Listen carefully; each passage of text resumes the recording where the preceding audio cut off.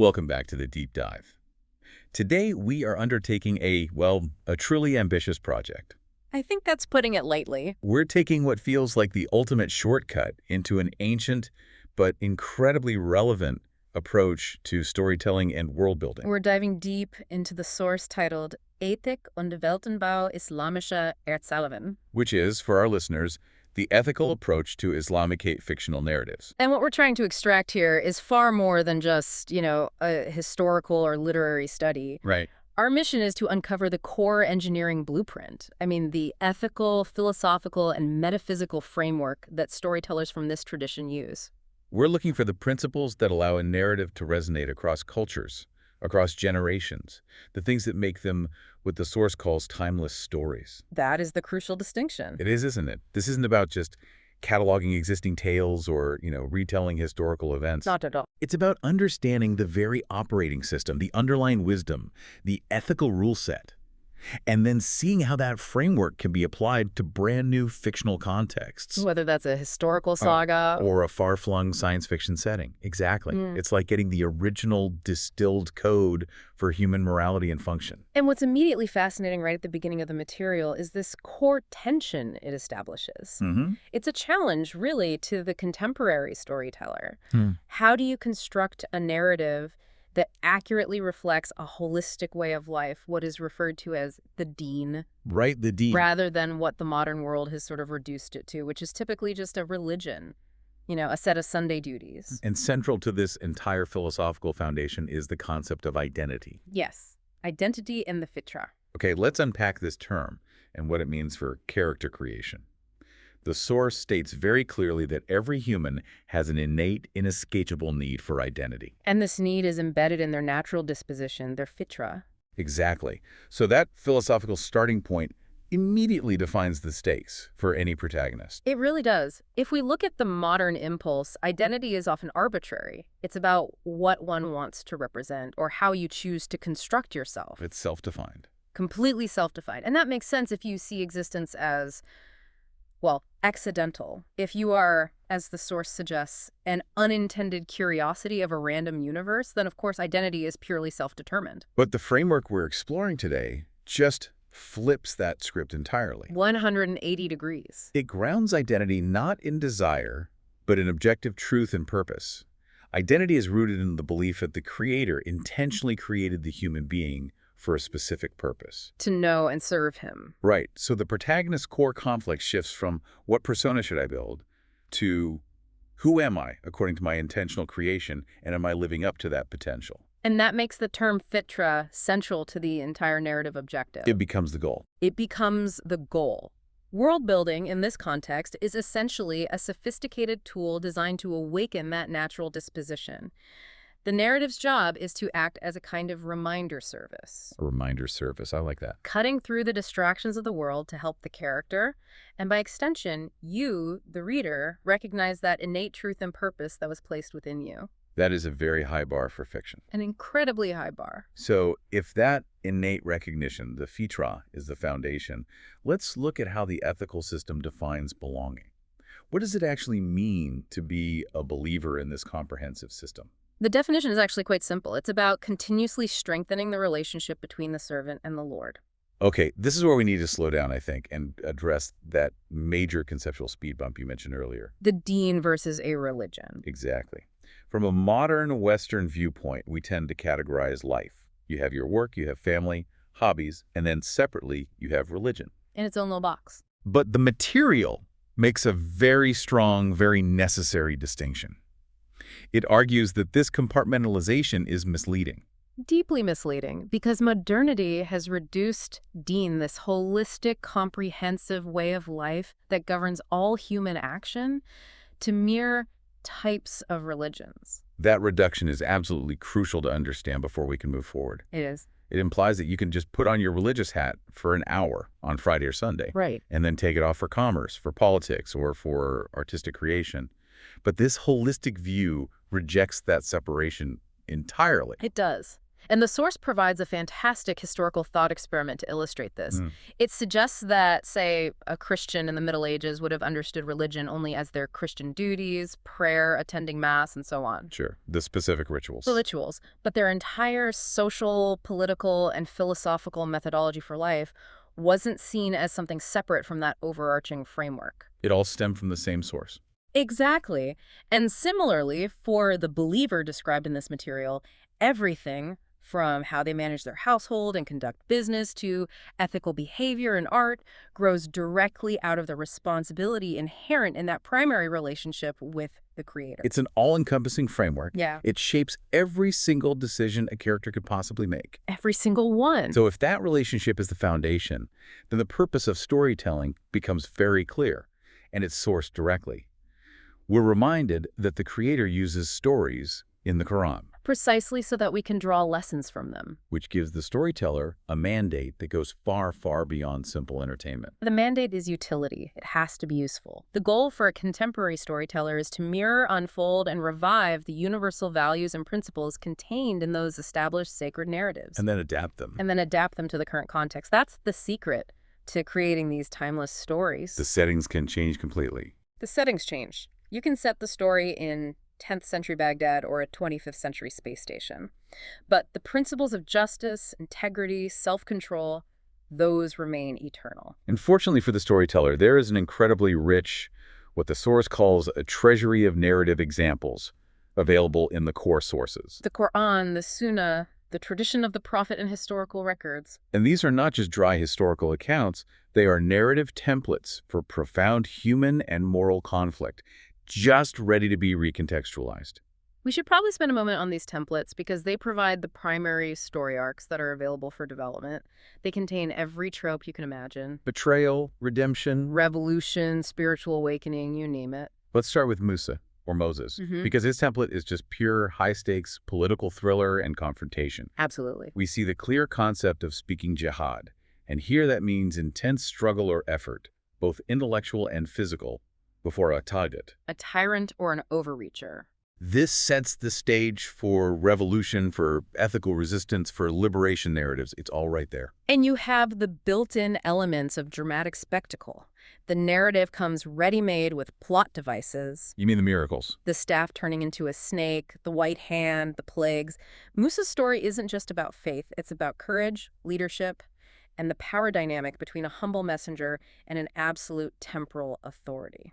It provides the perfect scaffolding for a modern character struggling against systemic injustice. It really does. Okay, next, consider Ibrahim, or Abraham, who's defined as the friend of Allah. His narrative provides these profound themes that are rooted in rational reflection, or tadabbur. I find this fascinating. He arrives at the conclusion about the Creator not through some kind of blind faith. No, not at all. But by observing the shifting power of nature, the star, the moon, the sun, and intellectually moving past them to find the true constant.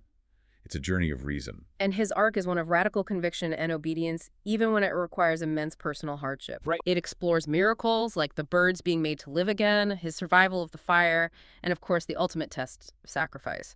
For a writer, this template offers deep explorations of doubt, of intellectual searching, and the immense weight of personal conviction against societal norms. The story of Yusuf, or Joseph, is maybe the ultimate character study in this whole library. I would agree with that. It's a pure narrative template for political drama, character building, and redemption. It's a masterclass in themes like Qadr, or predetermination, being realized through this recurring, complex dream structure. And he exemplifies extraordinary steadfastness in the face of immense pressure. I mean, betrayal by his own family, false accusation, imprisonment. While maintaining chastity and modesty through it all.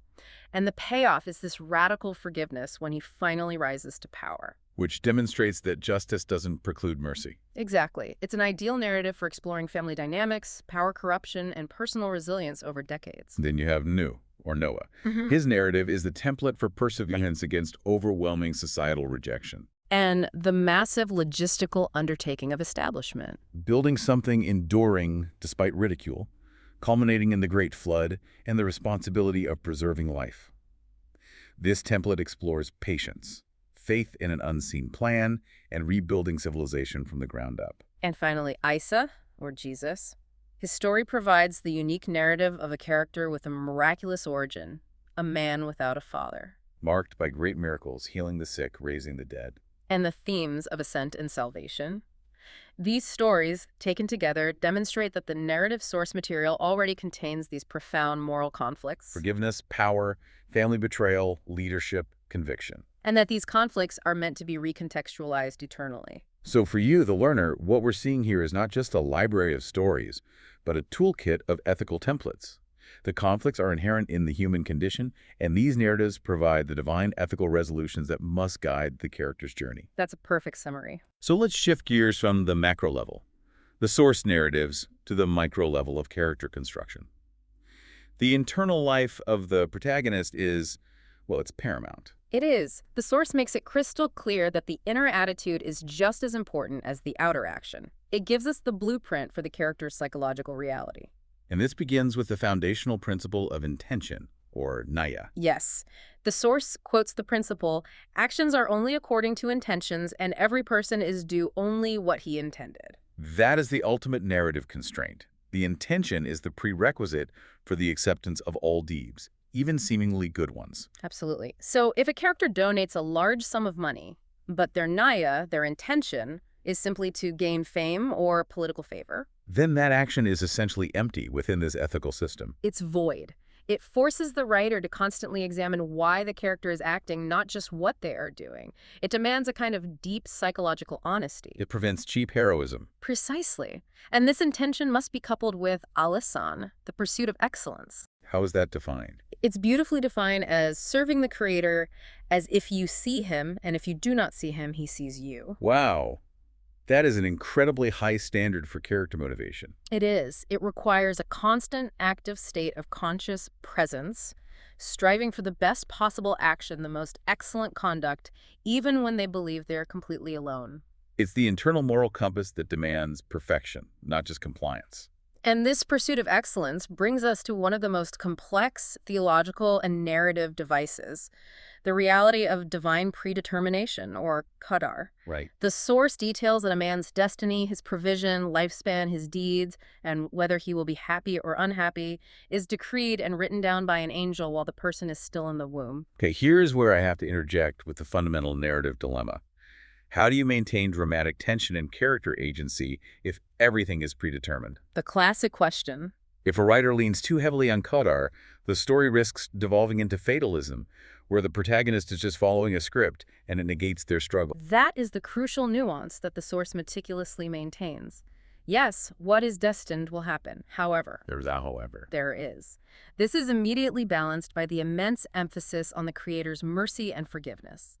Forgiveness is granted if the servant turns back in repentance, As long as they avoid shirk. which is associating partners with God, the only unforgivable transgression. So the distinction is this. The large framework of life, the overall plot points, might be written, but the moral journey, the internal choices to repent, to strive, to seek mercy, those remain entirely the character's responsibility. And that defines their agency. The outcome may be fixed, but the ethical response to that outcome defines the worth of the character. That choice structure maintains the tension and the moral weight. And it leads us directly to tawakkul, which is active trust in Allah. This is the practical application of accepting qadar without lapsing into passive fatalism. Because that's the risk. Right. If my livelihood is predetermined, why should I even bother working? The material must address that inertia. It does so, and quite elegantly. Tawakkul is not about inaction. It's about active effort coupled with reliance on the provider for the outcome. The source provides that beautiful, relatable analogy. The birds leave in the morning with an empty stomach and return full in the evening. They don't just sit in the nest waiting. They don't. They exert effort, they fly out, they search, but they trust that their provision is guaranteed. A protagonist practicing tawakkul is relentlessly striving, but fundamentally peaceful about the results. Now let's move from belief to behavior. The ethical cornerstones provided in the material serve as the specific character blueprint. These are the virtues that must inform character development and provide the necessary internal constraints. What are they? The primary ones include absolute truthfulness, meticulous adherence to promises, and avoiding excessive action or disproportionateness, which is critical for stability. In controlling internal vices. Crucially, yes. They must control the destructive internal vices of envy and hatred. And all of this is underpinned by modesty and God consciousness, taqwa. These are the non-negotiable traits of the exemplary character. The source then gets very specific about managing self-control, providing two powerful mechanisms for generating internal conflict that a writer can externalize. The first is the management of anger. The term used in the original source, Zornbewältigung, translates directly to anger management. Really? That's a very modern-sounding term. It is, and the advice is dramatically simple yet profound. The source mentions the repeated and urgent advice given to a man was simply, do not become angry. That's the ultimate character constraint. An uncontrollable temper isn't just a personality flaw. It's a narrative weakness that undermines the character's spiritual and ethical standing. And the struggle to overcome that rage becomes a major character arc. And the second example, which I think is even more dramatically useful, is the control of the tongue. Yes. A believer is mandated to speak good or remain silent. And the material emphasizes the profound spiritual danger of verbal transgression, powerfully citing the harvest of the tongues as a main reason people fall into the hellfire. This elevates everyday dialogue into high-stakes action. Words are not cheap. They have immediate unseen weight and consequences in this life and the next. Slander, gossip, false witness. They aren't just social faux pas. They are existential threats. A protagonist might win a battle but lose their spiritual standing due to a careless word, which offers immense narrative depth. This high standard of conduct, this izan, it even extends to tasks we might consider completely mundane or unpleasant. It does. The source states that excellence is prescribed in every matter, even in killing and slaughtering, which must be done in the best possible way to minimize suffering for the animal. That's a powerful philosophical statement. It's a metaphor for acting with intention, precision, and compassion, even in necessary but unpleasant actions. It ensures the character's worldview remains holistic. So their internal ethical framework must govern every external act, no matter how small or specialized. Exactly. And that holism extends outward into the community, interpersonal relationships, and social responsibility. The mandate here is for a strong, solidarity-driven community. And the ethical mandate is clear. A believer is not complete in faith until he wishes for his brother what he wishes for himself. Which sets the stakes for community drama, loyalty testing, and betrayal arcs. The community is not merely a backdrop, it's a fundamental pillar of the individual's ethical reality. And this commitment translates into active charity, or tzedakah. Right. The material outlines very specific, concrete rewards. Removing a worldly anxiety from a believer results in the Creator removing an anxiety on the day of resurrection. Covering a Muslim's fault results in the Creator covering theirs. It's a direct, one-to-one cosmic transaction. And crucially, the definition of sadaqah expands far beyond just monetary gifts.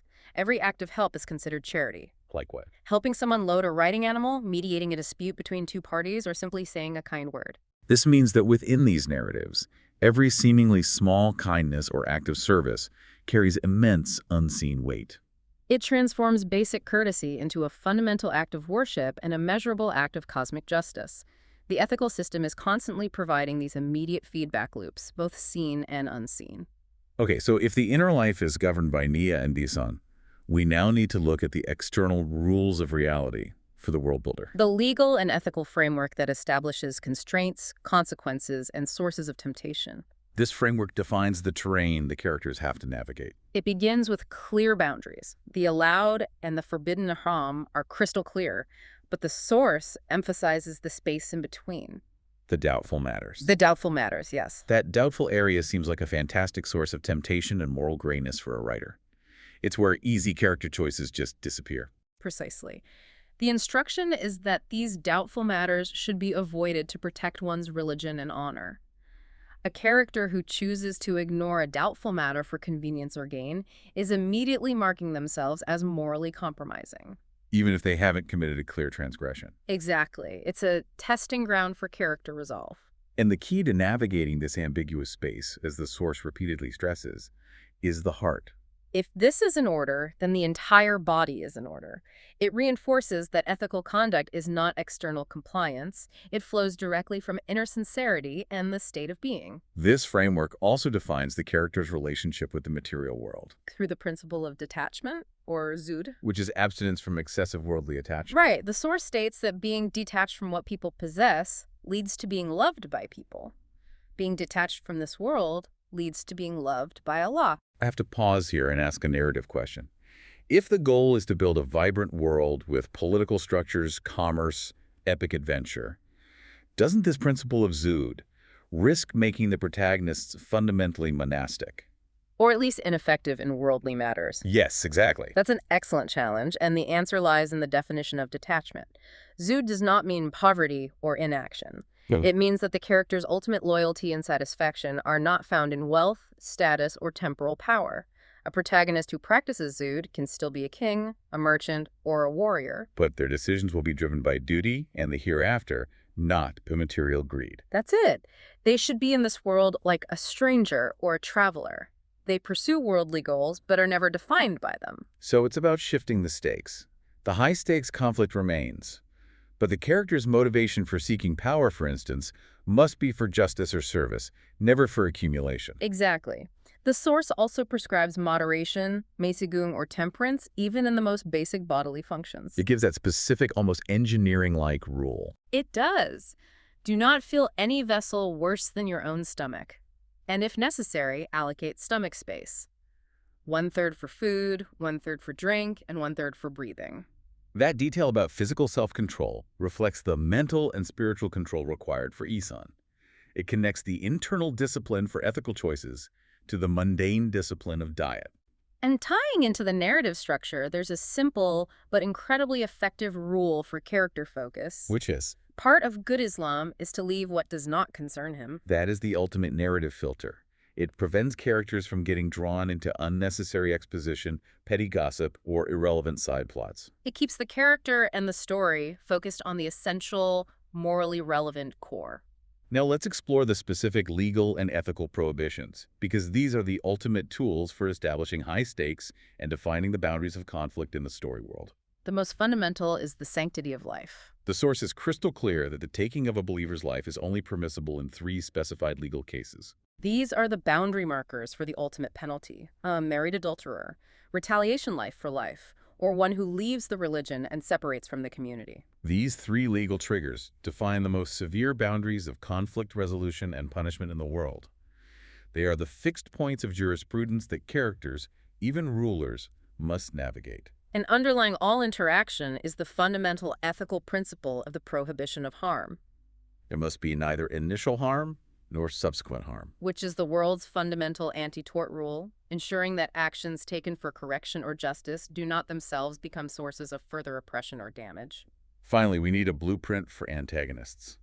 The source gives us a perfect model for a complex villain.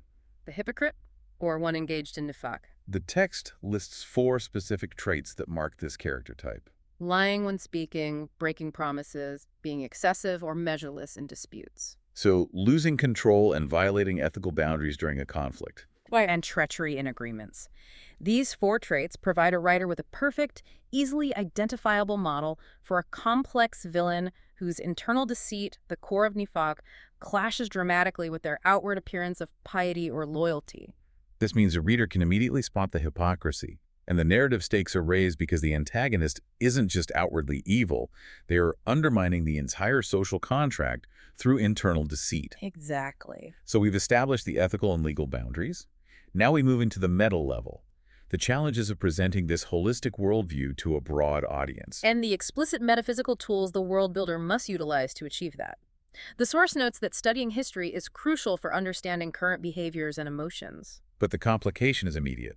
Historical knowledge, especially in this context, brings a mountain of complications. It does. The author acknowledges that certain loaded terms, Sharia, hijab, caliphate, Quran, already carry heavy, preconceived, and often negative assumptions for many readers. So if the goal is to awaken the Fitrah without triggering those preconceived biases, the author has to tread very carefully. The goal, as stated, is to provide a window or a bridge to an Islamic perspective, without preaching, without moralizing, or making the reader feel guilty. Which leads to the critical methodological instruction.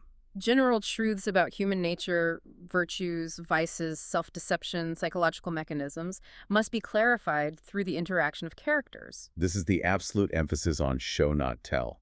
The ethical system has to be lived by the characters, experienced by the protagonist, and observed by the reader, never just recited by the author. And the grand aim is remarkably ambitious. It's to construct a narrative so compelling and so true to human nature that it shows the reader that their heart was, in fact, made to recognize Islam as a sincere way of life and surrender to the Creator. Wow. And the tool for this is world building, specifically designed to awaken the Fitrah. The ultimate aim is to remind people of their Creator, their relationship with Him, and that true lasting success is found in the life to come. The source describes this endeavor as the opposite of creating an illusion. Right. It's about showing that reality in its complete spiritual dimension is more overwhelming and complex than any mere fantasy novel. And the reason this profound framework is necessary is because, in the author's view, modern concepts and ideologies have distanced humanity from this reality. Specifically through the mutilation of the deen, the holistic way of life, into a religion. This compartmentalization leads to self-deification or abstract power taking the Creator's place. Which leads us directly to the metaphysical world-building toolkit. The non-material ingredients that are considered fundamental realities within this narrative universe. Their existence is given, and a writer can use them immediately for plot, consequence, and character conflict. Let's start with one of the most creatively potent concepts, the immediate effects of deeds. This is where a world's internal physics become visible in the unseen. The source details that words and deeds have direct, instantaneous effects on the hereafter. And the examples are fantastic. They really are. Think the remembrance of Allah doesn't just result in a future reward. It immediately creates beautiful trees in Jannah in paradise. Good deeds instantly turn into building blocks used by angels to beautify one's house in Jannah. It's a literal architectural consequence of moral choice. It is. And that adds incredible dramatic tension. A character making an ethical choice isn't waiting for some distant reward. They are actively building or destroying their eternal reality in real time. It turns every action into a constructive or a destructive act. Which feeds directly into the primary internal conflict mechanism, the soul and the nafs. The self or ego. The soul, or ruh, is noted as one of the most mystical creations. But the nafs is the dynamic psychological self.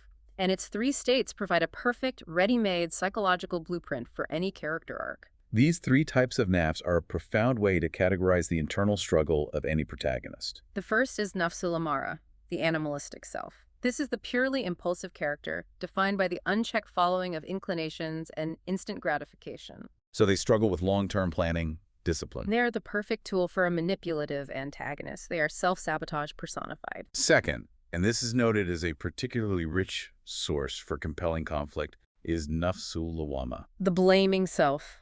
This character is complex and deeply human. They acknowledge sin and feel guilt. They realize their ethical failures, but they are too weak to completely overcome temptation. But the crucial part is that they keep repenting and trusting in Allah. This is your morally struggling protagonist, your anti-hero, who is striving for redemption. They fail frequently, they wrestle with temptation constantly, but their internal compass, the lawama, always forces them back toward the path through sincere repentance. They are the most relatable and dynamic character type for a long narrative. And finally, nafsul mutmainna. The self at peace with its creator. This character has achieved tranquility and is satisfied with their status. They often serve as the spiritual anchor, the wise mentor, or the unwavering ethical guide in the narrative. They've moved past the intense internal conflict of the lama. Exactly.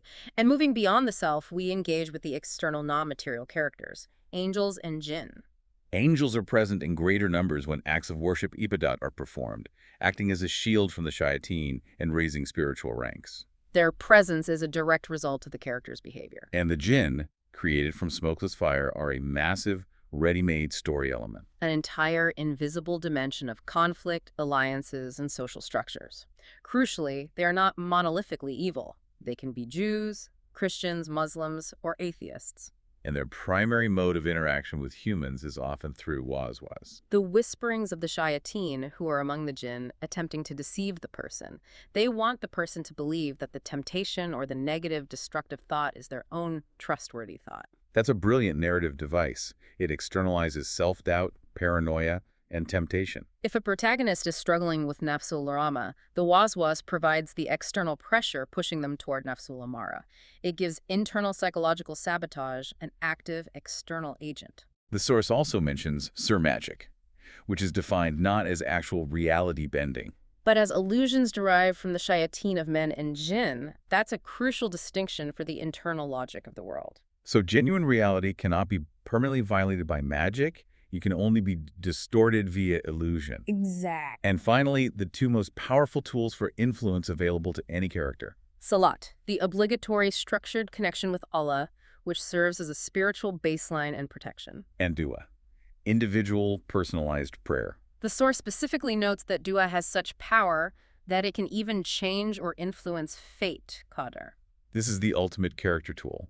A protagonist facing an apparently impossible, predetermined obstacle always has the power of dua to petition for divine intervention. It proves that the human will and connection to the Creator is active, not passive. And then there are the Wali Allah, the friends of Allah, whose dua is immediately accepted. Which introduces characters of immense spiritual weight whose prayers can serve as high-stakes plot triggers, changing the course of the story instantaneously. So we've established the inner psychology, the outer boundaries, and the metaphysical toolkit. Now we synthesize this into the structure of the fictional world itself. The four unities. These are the fundamental, unchanging metaphysical rules, defining the internal logic and ensuring alignment with the Fitrah.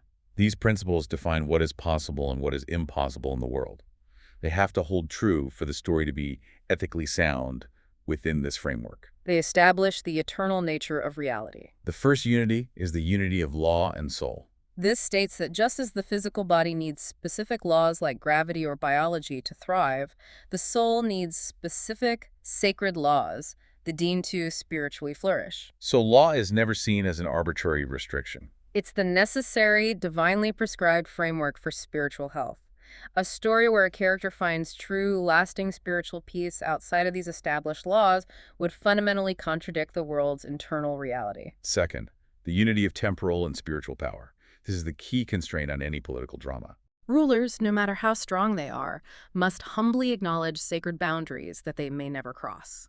The Tagut, the tyrant archetype, exists precisely because they violate this unity. This principle naturally creates inevitable high-stakes conflict between characters driven by absolute ego and those bound by ethical constraint. The source of corruption is always the rejection of this unity. Third, the unity of reason and belief, which counters the modern idea of faith as just blind obedience. Faith is positioned as a conclusion reached through intellectual reason, equal.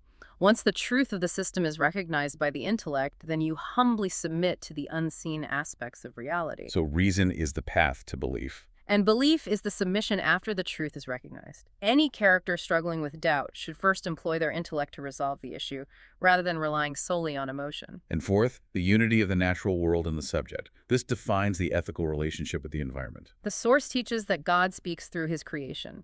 Nature is seen as a library full of useful things, not just raw materials. And crucially, the source establishes this anti-exploitation principle. Nature is not an orphan to be exploited. It has eternal rights that place clear limits on capitalistic or excessively wasteful desires. A protagonist who exploits nature for selfish gain is violating a fundamental unity of the world. These unities provide the narrative rules that, if broken, cause the fictional world to destabilize morally and spiritually. They're like the laws of physics for the soul. And to build this world, the source also lists the necessary material ingredients of world building. These are the social and political backdrops that support the moral conflicts. We have the key social structures: individual, marriage, family, extended family, tribe, and people or nation. They define the immediate spheres of loyalty, duty, and betrayal, the scaffolding for relationship drama. And then the cultural indicators: trade and craftsmanship, which ground the economic and social reality of the setting. It reminds the world builder that the ethical system must apply equally to the marketplace as it does to the mosque. For political conflict, the source gives us a brilliant, instant template for character archetypes in a standoff. Leader A, who is bound humbly to spiritual power. Leader B, who is bound primarily to temporal power but still constrained. And Leader C, The one not bound at all, the absolute tyrant. That three-part model is the instant recipe for complex political tension. A writer can use those constraints to immediately set the stakes for their world and predict the inevitable clashes of philosophy. And we have a definitive list of thematic examples that should drive character motivation. Relationship to worldly goods, respect, honor, modesty, bravery, gratitude, and chastity. These are the virtues characters fight to uphold and the vices they struggle to overcome. Finally, let's look at the core story structure provided. It's a simple but robust 7-point structure for shaping any narrative arc within this ethical universe. It begins with an intention with a noticeable aim. This intention meets a hindrance. The character makes an attempt to overcome that hindrance, Which results in failure. That failure point is crucial. It's the necessary crisis that forces internal growth. The character must have a strong reaction to the failure. This reaction must lead to a different attempt, a new strategy, or a refined naya. And finally, the outcome, whether success or defeat. This failure loop is essential for character development, especially for that nafsul lawwama protagonist who is defined by repeated failure followed by sincere repentance and a renewed attempt. And the overarching message, the moral compass of the whole endeavor, must consistently support justice, mercy, and/or happiness in this life and the hereafter. And always remember the foundational rule. The message has to be conveyed through experience and character interaction. Always show, not tell. There's one final fascinating detail from the source, reminding us that characters are also physical beings. The importance of non-intentional factors alongside deliberate actions. Things that have to do with the autonomic nervous system, things that are difficult or impossible to control, can also form an important part of the story, acknowledging human frailty and biological limits. This has been a tremendously deep dive into a very specific, holistic, ethical framework for creation. It really has. We've unpacked the major components, defining the comprehensive system of Deen, drawing on the rich source of prophetic stories as narrative templates. Establishing the ethical framework of Naya and Ihsan, and detailing that intricate metaphysical toolkit. With the naps types, the jinn, and waswas. The essential takeaway for you, our learner, is that this world-building model operates under the highest possible stakes. It is not an exercise in constructing arbitrary fantasy rules. It's an attempt to define the rules of reality itself. Exactly. Positioning narratives not as escapism, but as a deeper, more accurate dive into the true, multifaceted reality that modern reductionist concepts often obscure. We've been given a complete framework for human psychology and morality, especially through that conflict between the nafsul amara, the animalistic self, and the nafsul lawwama. The blaming but striving self. That alone is a powerful, ready-to-use psychological model for understanding human failure and redemption in any story. And we'll end with a provocative thought, building directly on the powerful metaphysical tools we uncovered. We saw that one can influence or even change fate through individual prayer, through dua. We also learned that words and deeds instantly manifest reality in the unseen, world-like thinker, immediately creating those architectural building blocks for a house in paradise. So, if every single word and deed, even the seemingly mundane utterance, has an immediate architectural creative effect on the reality that awaits us in the unseen. What does that imply about the actual weight and responsibility of every single word we utter in our daily, non-fictional lives? A question about the true spiritual physics of reality to ponder long after this deep dive is over. Absolutely. Thank you for joining us on the deep dive. We'll see you next time.